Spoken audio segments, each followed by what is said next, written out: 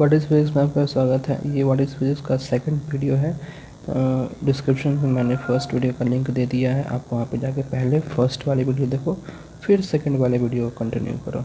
So guys, today we learn something about nature of physical law. इस video में हम nature of physical law के बारे में कुछ पढ़ने वाले हैं। मैं इसे फिर से एक बार रीड कर देता हूँ आपके लिए। इन एनी फिजिकल फिनोमेना, किसी भी फिजिकल फिनोमेना में गवर्नड बाय डिफरेंट फोर्सेस को तरह से गवर्न किया गया है। Several quantities guys, it is physical quantities which we study in a unit and dimension और the next video further videos. Physical quantity के बारे में आप वहाँ पे अच्छे से जान जाएंगे।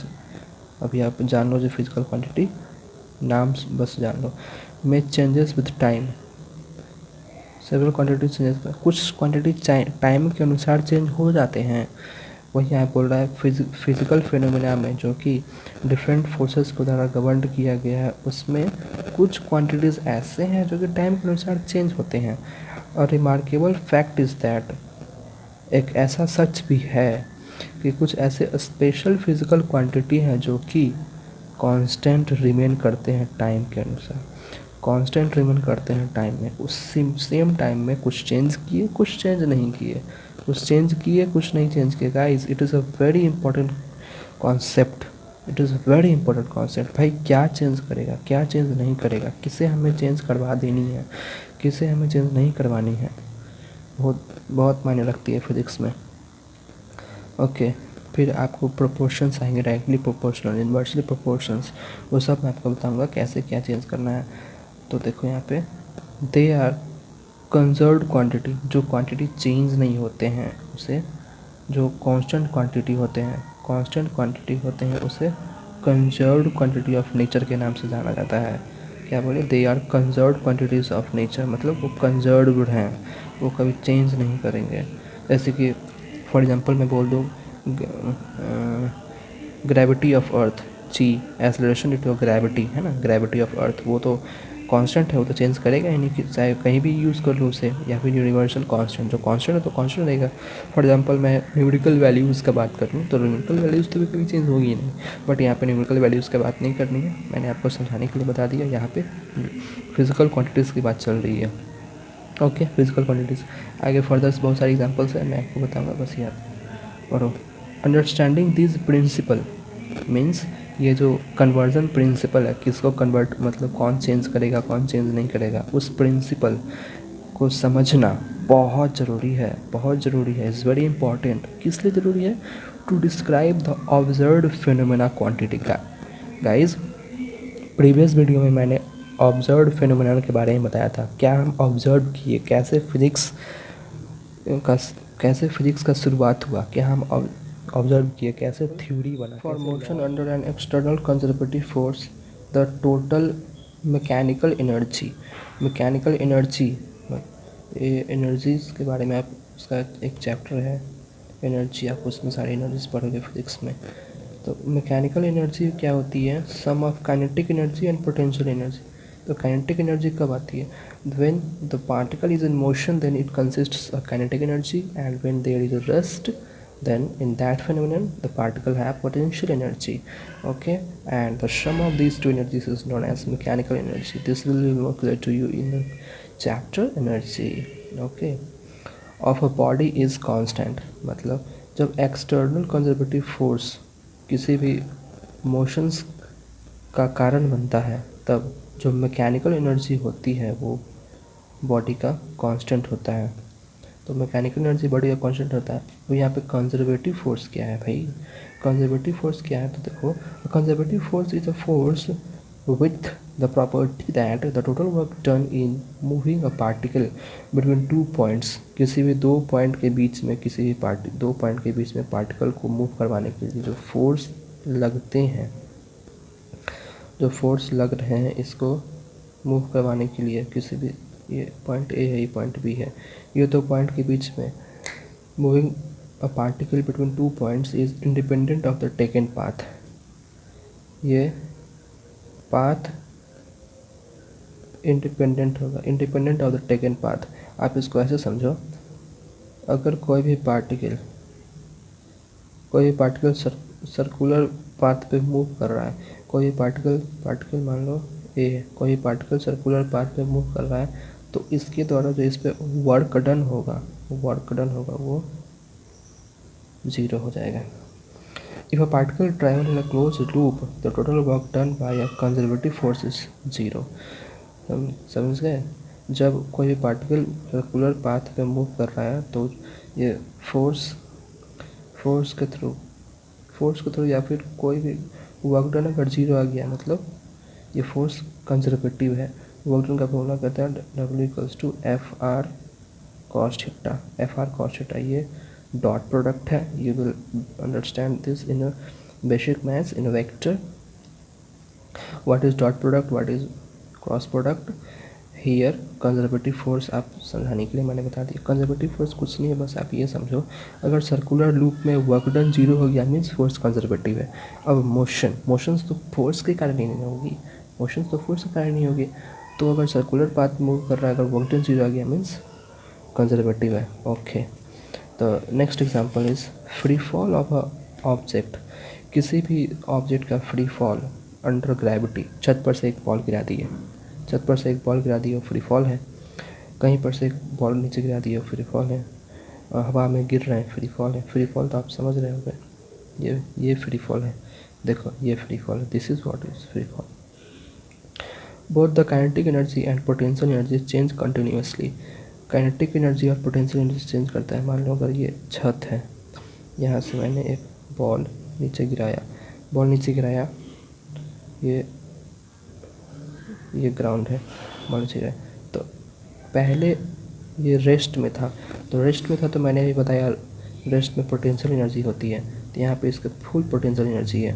फिर ये वहाँ से छोड़ने के बाद मोशंस में आ गया, तो मोशंस में आ दिया, इसके पास काइनेटिक एनर्जी सिर्फ है, पोटेंशियल एनर्जी तो है। बट एट अ मोमेंट, मान लो किसी क्षण में ए पर मैं चाहता हूँ क्षण ए पर, तो यहाँ पर ये एक क्षण के लिए, एक इंस्टेंट के लिए इसे हम इसको रोक देंगे, तो यहाँ पे हमको पोटेंशियल एनर्जी मिल जाएगा प्लस काइनेटिक एनर्जी मिल जाएगी। यहाँ पे नीचे गिरने के बाद फिर ये रेस्ट में आ जाएगा, तो यहाँ पे फिर इसको पोटेंशियल एनर्जी आ जाएगा, तो यहाँ पोटेंशियल एनर्जी 0 हो जाएगा। यहाँ maximum, here is a maximum kinetic energy, maximum kinetic energy.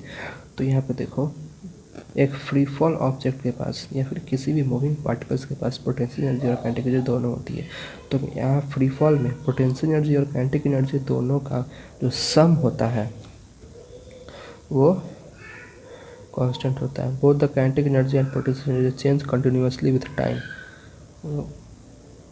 यहाँ से पोटेंशियल एनर्जी डिक्रीज करना स्टार्ट किया, देखो हाई, लो, मैक्सिमम, मिनिमम।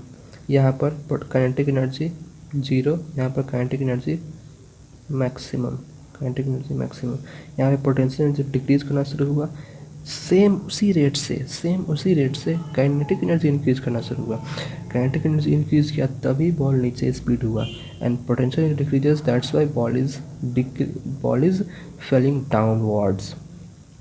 तो देखो यहाँ potential energy is decreasing and with the same rate kinetic energy is increasing. Okay, तो कहीं भी किसी भी पॉइंट पर जो मैकेनिकल एनर्जी होगा वो सेम होगा, चाहे पॉइंट यहाँ ले या फिर गिरने से पहले यहाँ ले, ये चारों पॉइंट पर जो मैकेनिकल एनर्जी होगा, मैकेनिकल एनर्जी मतलब the sum of potential and kinetic energy is a constant, वो सेम ही आएंगे। Law restricted to conservative force. Okay, ये कंजर्वेटिव फोर्स में होगा। कंजर्वेटिव फोर्स जब लगेंगे, जब कंजर्वेटिव फोर्स होंगे तब ये फिनोमिनन होगा। एक लॉज होता है, टॉपिक है, बहुत इंपॉर्टेंट कॉन्सेप्ट है, you should understand it. Okay, अब देखो the law of conservation of energy is thought to be valid for all domains of nature from microscopic to macroscopic level। जो law of conservation of energy है वो माना गया है जो कि माइक्रोस्कोपिक और मैक्रोस्कोपिक लेवल दोनों पर ये वैलिड है। माइक्रोस्कोपिक एटम्स, मॉलिक्यूल्स,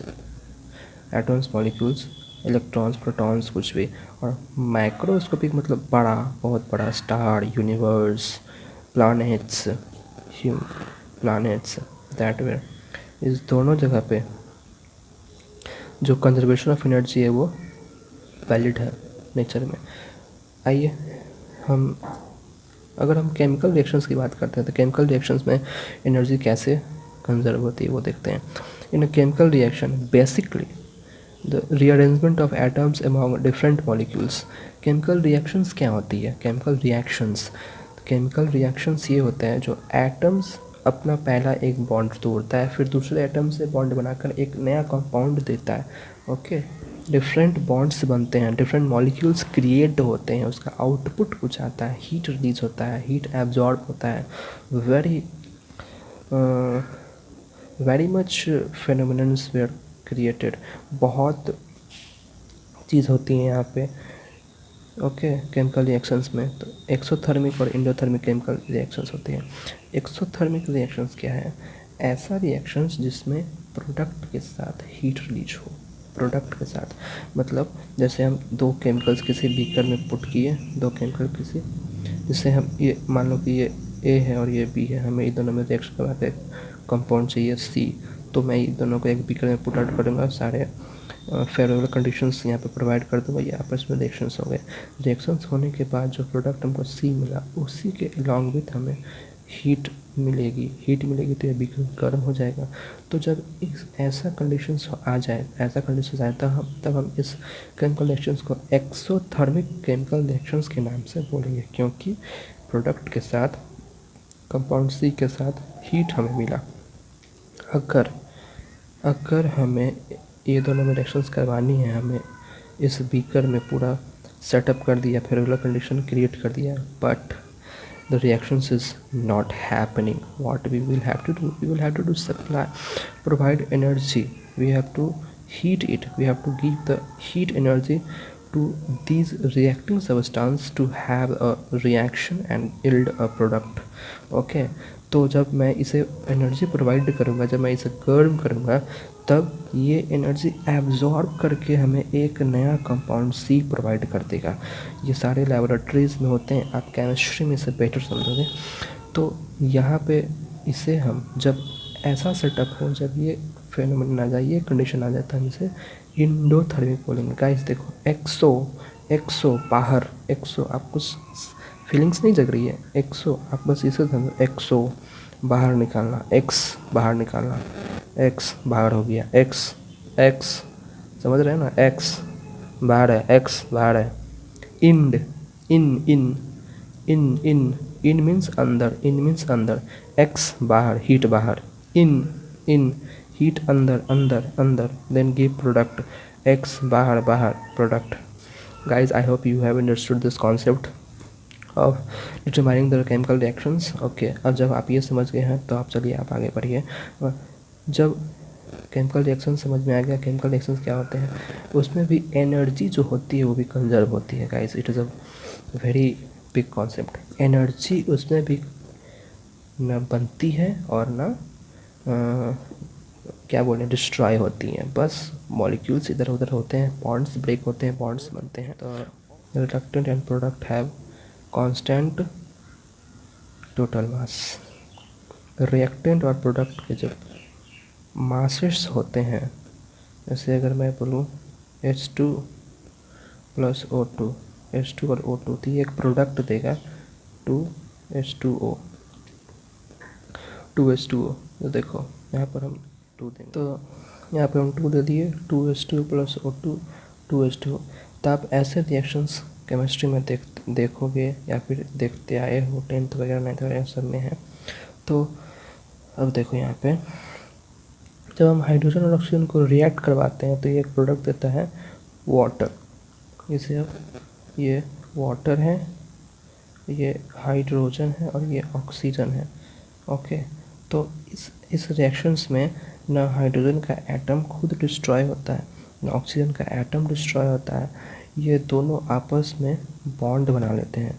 जैसे ये ऑक्सीजन है तो ये यहाँ पे हाइड्रोजन, ये OH, ऐसे बॉन्ड बन जाते हैं। ये बॉन्ड आप बॉन्डिंग में पढ़ोगे, केमिस्ट्री में बेटर समझोगे। बस मैं ये बताने की कोशिश कर रहा हूँ, जो इसमें कोई भी एटम अपने आप को डिस्ट्रॉय करता नहीं है। किसी भी रिएक्शंस में कोई भी एटम अपने आप को डिस्ट्रॉय नहीं करता है, कोई एटम डिस्ट्रॉय नहीं होता है। अगर यहाँ पर प्लस हीट हो जाए, ये हीट का सिंबल है, अगर ये हीट आ जाए तो ये एक्सोथर्मिक हो जाएगा। एक्स एक्स समझो इस बात को, एक्स मतलब बाहर, हीट बाहर, इन इन मतलब हीट अंदर।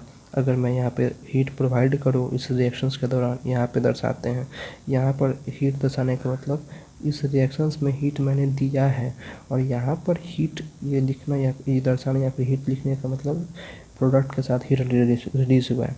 तो यहाँ से आप रिएक्शन देखने के बाद भी आप पता कर सकते हो कि ये एंडोथर्मिक या फिर एक्सोथर्मिक है। तो एटम इसमें डिस्ट्रॉय नहीं होते हैं, कोई भी एनर्जी डिस्ट्रॉय नहीं होती है, ना कि क्रिएट होती है। अगर इसके एनर्जी और इसका एनर्जी कम है, अगर इसका एनर्जी ज़्यादा है और इसका एनर्जी कम है, तो गाइस आप इसे भी ना भूलें, because heat is also a form of energy. और अगर मैं ये दोनों को जोड़ दूंगा और ये दोनों के एनर्जी को जोड़ूंगा तो वो इक्वल ही आएंगे, कांस्टेंट ही आएंगे, और ये दोनों के मास भी बराबर आएंगे। मास कैलकुलेट करने से पहले मैं आपको इसके नोटेशंस के बारे में कुछ बताता हूँ। तो देखो, केमिस्ट्री का पार्ट से, बट अगर किसी एच है, एच कोई भी नोटेशंस होती है, कोई भी सिंबल होती है, वो उस एक एटम को शो करता है भाई, वो एक एटम को शो करता है। और अगर 2H थे तो ये 2 एटम हो गया, सिंपल है, कुछ नहीं है। अगर H2 है तो ये H2 ये एक मॉलिक्यूल को शो करता है, ये हाइड्रोजन का मॉलिक्यूल, और हाइड्रोजन के मॉलिक्यूल में 2 एटम प्रेजेंट होते हैं, 2 एटम आपस में बॉन्ड बना करके हाइड्रोजन का मॉलिक्यूल देते हैं। और इस एक पर्टिकुलर हाइड्रोजन एटम का जो एटॉमिक मास होता है वो 1 होता है। तो ये H2 का कितने एटॉमिक मास हो जाएंगे? 2 हो जाएंगे। और अगर मैं 2H2 बोल दें तो ये 2 मॉलिक्यूल हो गया हाइड्रोजन का। तो एक मॉलिक्यूल का 2 है तो 2 मॉलिक्यूल का 4 होगा, 4। Similarly here 2H2 have 4 atomic mass, इसका मास 4 है। O2 it is a molecule of oxygen, and oxygen का जो एटॉमिक मास होता है वो 8 होता है। तो 8 16 16 हो गया, तो प्लस 16 विच गिव्स 20। तो ये रिएक्टेंट का जो रिएक्टेंट क्या होता है, the substance the elements which are going to be react, जो रिएक्ट होने जा रहे हैं, जो रिएक्शंस में भाग लेने जा रहे हैं, उसको रिएक्टेंट बोलते हैं। And here the answer we get, the result we get is called the product. 2H2O, तो हाइड्रोजन का तो 1 होता है, तो H2 का 2 हो जाएगा, और O का 8 होता है, 2 8 10, और यहाँ पे 2 होल मल्टीप्लिकेशन में है तो ये 20। तो रिएक्टेंट का मास और प्रोडक्ट का मास दोनों पास में इक्वल हो गए, बराबर हो गए। देन ओके, तो laws of conservation of energy and the mass सब वेरीफाइड हो गए। हमको पता चल गया जो, हाँ भाई, केमिकल रिएक्शंस में एटम डिस्ट्रॉय नहीं होते हैं, नया एनर्जी क्रिएट नहीं होती है, और डिस्ट्रॉय भी नहीं होती है। According to Einstein's theory, mass is equivalent to energy given by the relation. ये रिलेशन से उसका एनर्जी निकालते हैं, E=mc²। बहुत ही फेमस इक्वेशन है, जहाँ पर E stands for energy, m stands for mass of an object, c stands for speed of light in a vacuum. ये वही एनर्जी है जो कि न्यूक्लियर पावर जनरेशंस और न्यूक्लियर एक्सप्लोशंस के दौरान रिलीज होते हैं। The energy released in a nuclear power generation, nuclear power plant और फिर न्यूक्लियर एक्सप्लोशंस में यही एनर्जी रिलीज होते हैं। इनके बारे में आप मॉडर्न फिजिक्स में जो 12th में पढ़ोगे, और फर्दर डिटेल्स हायर क्लासेस में आपको मिल जाएंगे।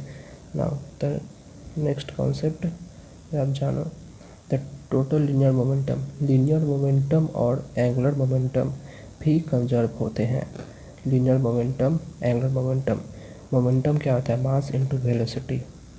मोमेंटम को p से डिनोट करते हैं, p = mass into velocity. Okay, ये मोमेंटम हो गया। तो देखो मैं आपके लिए पढ़ देता हूँ, the total linear momentum and the total angular momentum, जो कि दोनों वेक्टर्स हैं, ये क्वांटिटी है, फिजिकल क्वांटिटी। ये आप फर्दर वीडियो में पढ़ोगे। वेक्टर्स मैं बता दूं, वेक्टर उस क्वांटिटी को कहते हैं जिसके पास मैग्नीट्यूड के साथ साथ डायरेक्शंस भी होती हैं। फॉर एग्जांपल अगर मैं बोलूँ मास, तो मास में सिर्फ मैग्नीट्यूड है। हाँ, ये 5 kg का होगा, 6 kg का होगा, किस डायरेक्शन में होगा 5 kg ये नहीं है, ये सिर्फ मास जो है, मास ये स्केलर क्वांटिटी है क्योंकि इसके पास सिर्फ मैग्नीट्यूड है। और अगर वही मैं अगर वेट की बात करूँ, वेट जो कि एक तरह का फोर्स है, ये फोर्स है, ग्रेविटेशनल पुल, ग्रेविटेशनल फोर्स है ये। तो अगर मैं इसकी बात करूँ तो 5 न्यूटन डाउनवर्ड्स, 5 न्यूटन डाउनवर्ड्स होगा ना, तो मान लो 5 न्यूटन डाउनवर्ड्स, तो ये डायरेक्शन के साथ साथ मैग्नीट्यूड भी आ गया, तो ऐसे क्वांटिटी को वेक्टर बोलेंगे। और इसका सिर्फ 5 kg आया तो ये सिर्फ स्केलर क्वांटिटी होगा। Okay, you will get more examples in further videos. तो आपको वेक्टर समझ में आ गया। तो लिनियर मोमेंटम और एंगुलर मोमेंटम दोनों वेक्टर क्वांटिटी है जो कि कांस्टेंट होते हैं, कंजर्व क्वांटिटीज़ होते हैं, कंजर्व क्वांटिटी होते हैं किसी भी आइसोलेटेड सिस्टम के लिए। तो अब आइसोलेटेड सिस्टम क्या है? वैसा सिस्टम जो कि आपस में कनेक्टेड ना हो। जैसे कि अगर मैंने एक कलम रखा और मैंने हाथ रखा तो ये दोनों आइसोलेटेड है क्योंकि ना हाथ कलम से सटा हुआ ना कलम अटैच्ड है, दोनों अटैच नहीं है, बीच में सेपरेशन है। वही अगर मैं ऐसे कर दूँ तो ये आइसोलेटेड सिस्टम नहीं होगा, ये एक कॉम्बिनेशन हो जाएगी। अगर मैं ऐसे करूँ तो ये आइसोलेटेड सिस्टम है, और if I do like this then it is a combination. Okay, तो किसी भी आइसोलेटेड सिस्टम के लिए लिनियर मोमेंटम और एंगुलर मोमेंटम दोनों कंजर्व क्वांटिटीज़ होते हैं। और हम ये कहाँ पढ़ेंगे? ये हम न्यूटन लॉज ऑफ मोशन में पढ़ेंगे जो कि मैकेनिक्स में आता है। और मैकेनिक्स के आगे भी ये लॉ जो है वैलिड है, ये लॉ वैलिड है, एनएलएम में पढ़ेंगे आप। Okay, the next is the conservation laws of nature is also very useful in practice. जो कंजर्वेशन है लॉ का, कंजर्वेशन लॉज ऑफ नेचर का, वो डेली प्रैक्टिस में भी बहुत इम्पोर्टेंट है। फर्स्ट मोमेंटम कंजर्वेशन, अभी मैंने बताया मोमेंटम कंजर्वेशन। दूसरा nuclear and elementary particle phenomena, nuclear या फिर एलिमेंट्री पार्टिकल्स के फिनोमेना को समझने के लिए कंजर्वेशन बहुत ज़रूरी है। ओके, वास्तव में हुआ क्या था? वुल्फगैंग पॉली एक साइंटिस्ट थे। उन्होंने इस लॉ ऑफ कंजर्वेशन को यूज़ करके law of conservation of energy और मोमेंटम, कंजर्वेशन ऑफ एनर्जी और मोमेंटम को यूज़ करके बीटा डीके पे उन्होंने इसका यूज़ किया। और फिर क्या प्रिडिक्ट किया कि एक नया पार्टिकल जनरेट होता है जिसको न्यूट्रिनो कहते हैं। बीटा डीके के दौरान इमिट होता है इलेक्ट्रॉन के साथ। बीटा डीके क्या होती है? बीटा डीके के बारे में आप मॉडर्न फिजिक्स रेडियो एक्टिविटी में पढ़ोगे। ओके, जो कि 12th में आती है मॉडर्न फिजिक्स। तो मैं थोड़ा सा बता देता हूँ बीटा डीके के बारे में। बीटा डीके बेसिकली 2 टाइप के होते हैं, एक बीटा नेगेटिव डीके और दूसरा बीटा पॉजिटिव डीके। तो बीटा नेगेटिव डीके में क्या होता है? जो Z stands for atomic number and is equal less than atomic number less by 1, atomic number 1 कम जाता है। मान लो अगर एटॉमिक नंबर पहले 15 है तो डीके होने के बाद, रेडियो एक्टिव होने के बाद ये 14 हो जाएगा।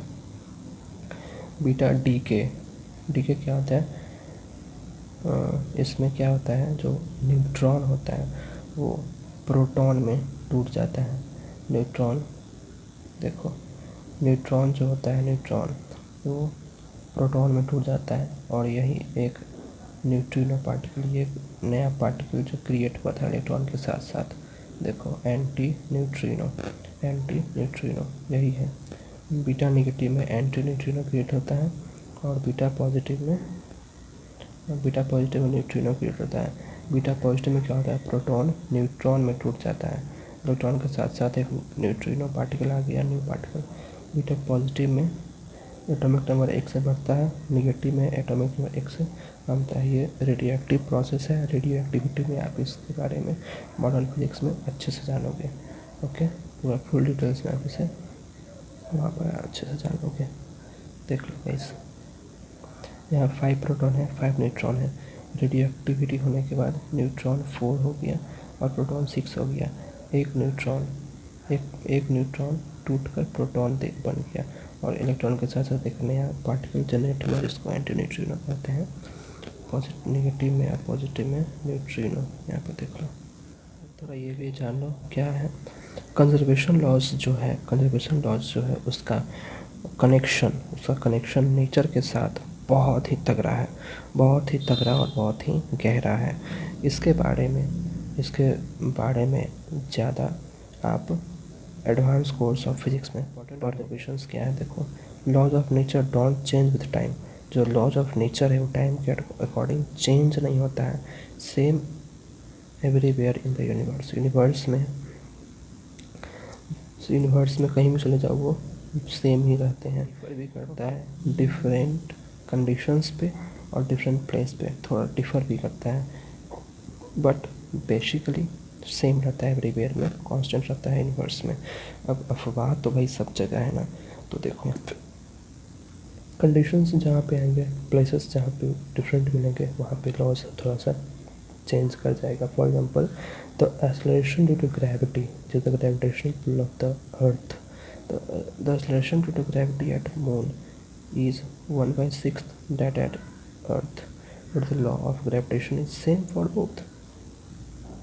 ये जो लॉ ऑफ ग्रेविटेशन है मून पर और अर्थ पर दोनों पे सेम है, लॉज में कोई अंतर नहीं है। बट जो कांस्टेंट है, ये जो कांस्टेंट है कौन सा ग्रेविटेशनल पुल, ये जी, ये जो कांस्टेंट है एक्सेलरेशन ड्यू टू ग्रेविटी वो मून पे 1/6 हो जाता है अर्थ का।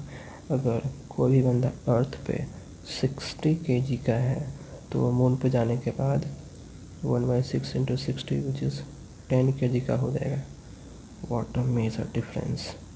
50 kg कहाँ गया, कहीं गया मेरे को क्या है। तो आप इसके बारे में हायर क्लासेस में पढ़ें। Conservation laws in physics. और फिजिक्स में कंजर्वेशन लॉज क्या है, अभी तक हम नेचर फिजिकल वर्ल्ड में लॉज के बारे में बात कर रहे थे, लेकिन अब कंजर्वेशन लॉज आ गए फिजिक्स में। कंजर्व कैसे कैसे होते हैं, तो फंडामेंटल लॉज जो हैं conservation of energy momentum, angular momentum, charge etcetera, ये जो है इनको हम फंडामेंटल लॉज का। अपार्ट फ्रॉम दिस, इसके अलावा सम कंजर्व क्वांटिटीज़ भी हैं जैसे कि spin, Baryon number, strangeness, hyper charge etcetera, ये सब भी हैं। बट ये सब आप अभी जानने की ज़रूरत नहीं है, ये आप बाद में जानोगे, ये आप जानने की ज़रूरत नहीं। बस अभी हमें इन पे फोकस करना है। कंजर्वेशन से रिलेटेड एक बहुत ही इम्पॉर्टेंट डिस्कशन क्या है, मैं रीड कर देता हूँ इसे। A conservation law is a hypothesis based on observations and experiments, can't be proved, can be verified by experiments। Okay, conservation laws क्या है। कंजर्वेशन लॉज एक हाइपोथेसिस है जो कि ऑब्जर्वेशंस और एक्सपेरिमेंट्स पे बेस्ड है। इसे आप प्रूफ नहीं कर सकते हैं, इसे आप वेरीफाई करते हैं। लॉज को बेसिकली वेरीफाई किया जाता है एक्सपेरिमेंट्स के थ्रू। अगर कोई भी एक्सपीरियंस किए और उसका जो रिज़ल्ट आया वो इस लॉ को वेरीफाई करने में या फिर सब्सटेंशिएट्स किया, तो सब्सटेंशिएट्स का मतलब क्या होता है, यहाँ पे दो वर्ड मैंने लिखा है, कन्फर्मिटी एंड सब्सटेंशिएट्स। इसका मीनिंग जान लो। कन्फर्मिटी मतलब अनुकूलता और सब्सटेंशिएट्स मतलब ऐसा statement which is used to prove anything, which is used to say that yeah this statement is true। Okay, तो अगर किसी भी एक्सपेरिमेंट का रिजल्ट उस लॉ को सब्सटेंशिएट्स करे तब तो लॉ वेरीफाई होगा किया या फिर प्रमाण देता हो जहाँ ये लॉ सही है, तब ये प्रूफ हो जाएगा। अगर नहीं कर पाया तो नहीं प्रूफ होगा, सिंपल सी बात है। Okay, it doesn't prove. अब दूसरी कंडीशन क्या है, एक सिंगल एक्सपेरिमेंट जिसका रिजल्ट इस लॉ के अगेंस्ट आ जाए, जैसे लॉ का अगेंस्ट आ जाए तो इट इज़ प्रूफ हो गया लॉ। तो हम किसी भी लॉ को बेसिकली जो कंजर्वेटिव लॉ है, कंजर्वेटिव लॉ को हम आइदर प्रूफ कर सकते हैं, वेरीफाई कर सकते हैं या फिर अनवेरीफाई कर सकते हैं। इसे प्रूफ नहीं कर सकते हैं। वेरीफाई कर सकते हैं या फिर अनवेरीफाई कर सकते हैं, इसे प्रूफ नहीं कर सकते हैं। समझ में आया? प्रूफ नहीं कर सकते। It would be wrong to ask somebody to prove the law of conservation of energy. This law is an outcome of our experience over several centuries, and it has been found to be valid in all experiments. Okay, in mechanics, thermodynamics, electromagnetism, optics, atomic and nuclear physics, or any other area. समझे? अगर some students feel that they can prove that conservation of mechanical energy from a body falling under gravity, जो free fall conditions में जो होती है उसका free fall conditions में क्या, देखो फ्री फॉल कंडीशन ये है, यहाँ से एक बॉल नीचे आया, फिर ये ग्राउंड पे आकर रख दिया। तो इस कंडीशन में जो some students thinks that they can prove this conservation of law by proving that kinetic energy plus potential energy equals to constant. Kinetic energy और पोटेंशियल एनर्जी जो सम होता है that is mechanical energy. Mechanical energy जो होता है वो constant होता है थ्रू आउट द ये प्रोसेस फ्री फॉल में दोनों को जोड़कर। तो वो ये प्रूफ नहीं है, ये प्रूफ नहीं है कि इस लॉ का। It is not the proof of a law into, it is a verification of the law. ये वेरिफिकेशन है लॉ का। Okay, by adding kinetic and potential energies at point and showing that it turns out to be a constant. Okay, जो कि थोड़ा सा पहले मैंने आपको फ्री फॉल का एग्जांपल दिया था, वहाँ पे आप जाकर एक बार देख सकते हो बैक करके। As pointed above, that is only a verification of law, it is not the proof of law, it is the verification of law. Okay okay guys, तो लॉज ऑफ कंजर्वेशन को हम प्रूफ नहीं कर सकते हैं, इसे सिर्फ वेरीफाई किया जाता है। ये एक्सपेरिमेंट्स के द्वारा वेरीफाई किया जाता है या फिर अनवेरीफाई किया जाता है। ओके, नो अनवेरीफाई नहीं बोलेंगे, डिसप्रूफ बोलेंगे। ओके, वेरिफिकेशन, अगर एक्सपेरिमेंट्स का रिजल्ट्स उसके फेवर में आया तो ये तो प्रूफ हो गया, हाँ भाई लॉ सही है। और अगर ऐसा आया जो इसके खिलाफ हो जाए, एक्सपेरिमेंट्स उसका रिजल्ट अगेंस्ट हो जाए, तो लॉ तो पहले से ही कट जाएगा, ऑलरेडी कट चुका है। Okay, thank you guys.